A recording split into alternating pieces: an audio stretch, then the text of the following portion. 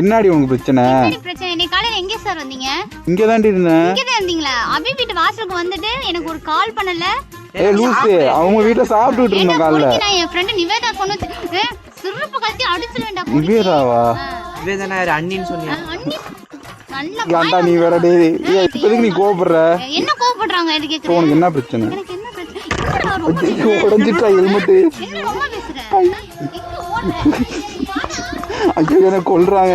எனக்கு சாவுக்கு அவதான் காரணம். அடிக்காத வேற நிக்கிறேன். நிவேதாவை பார்க்க போனா அக்காவையும் சேர்த்து பார்த்துக்கோ.